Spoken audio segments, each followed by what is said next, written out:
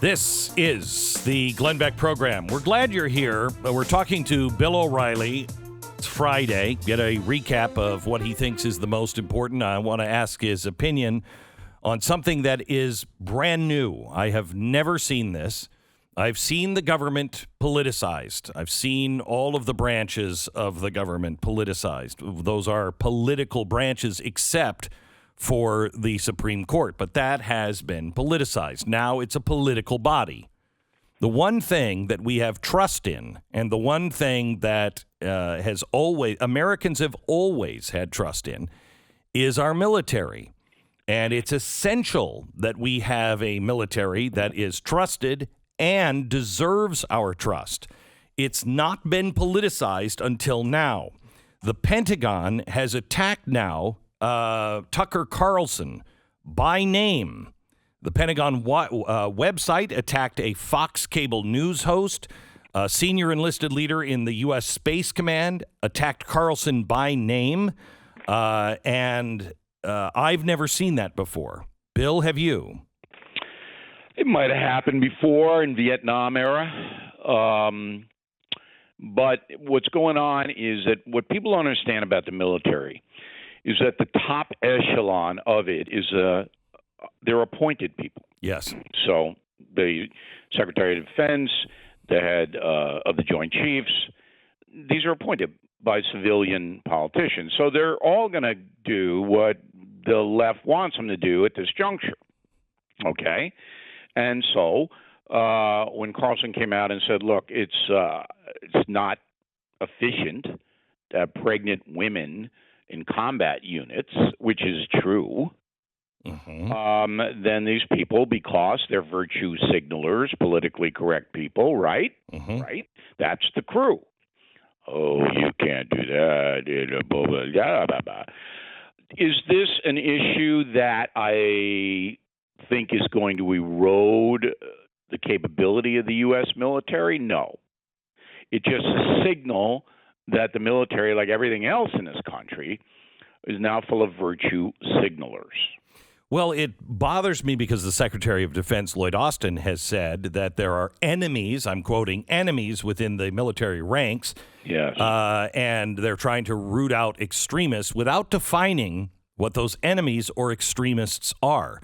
And conservative Trump supporters. Right. I'll define it for you. Right. I know that, but they're not saying that themselves. Well, why would they ever say that? Right. They can't say that. They also claim that Carlson shouldn't be listened to because he never served in the military. But we have a civilian-run military.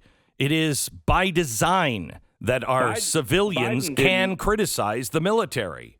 I don't think Biden served in the military, did he? Don't think so. Fast fact check on that? Yeah, I don't think so. Look that up. Okay, so his son did. If there's a military person saying don't listen to anybody because they didn't serve in the military, that means Biden has to resign as commander in chief, right?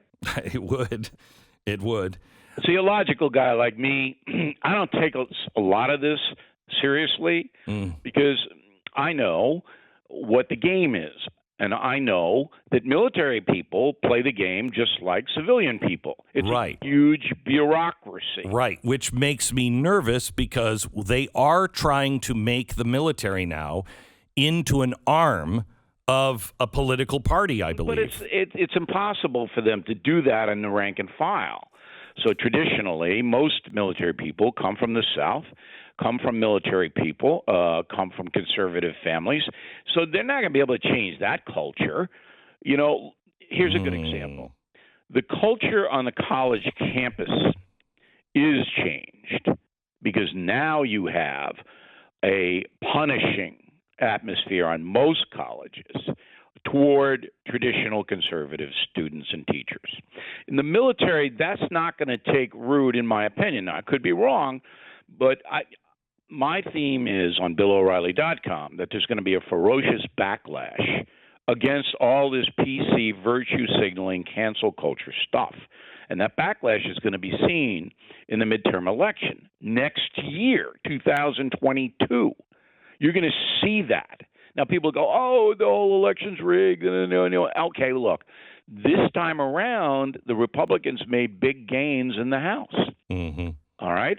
So, yeah, there are questionable things that happen in the presidential vote, but by and large, I think the folks are going to be able to cast a ballot that's meaningful next year. Now, again, I could be wrong on all of this, but I don't see the military deteriorating because of some politically correct leadership. I think you've already seen the deterioration of the military now, not necessarily in the rank and file yet, but Bill, you can't have everybody up on the top saying one thing and expect the military not to eventually change and morph into that culture. But it would especially take a while. It would be like colleges. This has been going on college campuses probably for a decade or more.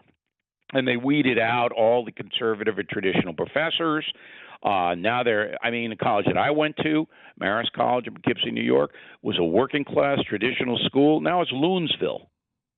Boston U, where I have a master's in broadcast journalism. When I was there under the president, John Silber, it was reasonable.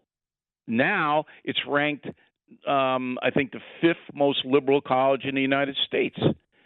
So this takes a while to do this because the captains and the lieutenants really run the military, as you know, not the Secretary of Defense. Nobody even knows him. Joe Biden doesn't know who he is. Did you see that? Yeah, I did. Who are you? Yeah, or or he couldn't even remember the name of that building over there, the Pentagon. So let me ask you, what is happening with the troops in Washington, D.C.? The general we found out this week of the reserves said, we're pulling out. There's no reason for us to be here. And the Pentagon said, no, you're not. No, you got to stay because this is what they call optics. So everyone knows that the government's about to be overthrown by some guys in Idaho with bazookas. Everybody knows that. As soon as they can get Let's not besmirch Idaho. No, but it's a mountainous region, Beck. Yes. Okay. Yes. Okay. All right. It's just geography. My wife says New England has a mountainous region in it too. So. All right. So let's go to Vermont. Then. Okay. Yes. Okay. There's a few of them there, and as soon as they can get enough money for bus tickets to go to D.C., it's going to be a giant coup d'état. So we got to have the military there. Meantime, in Minneapolis, which could burn to the ground at any minute, all right, they're set up another zone like they did in Seattle, where police are not allowed. Well, they already have a zone now. It's an armed military zone in Minneapolis, and nobody seems to be covering that. Nobody's covering. No, you can't cover. I know. But the governor of the state has called out the guard. Yes. You would assume that the guard will go in and, knock over these cardboard boxes or whatever they're doing. Okay. But go ahead. Real quick, I have to get your thoughts on the border crossings. What is coming our way? What is the strategy there, Bill? Here's the strategy. Everybody comes in. It's kind of like an open house. Thank God it's Friday party. All right? Before COVID. Hey, come on. No cover charge, no minimum. Come on in. We'll have a blast.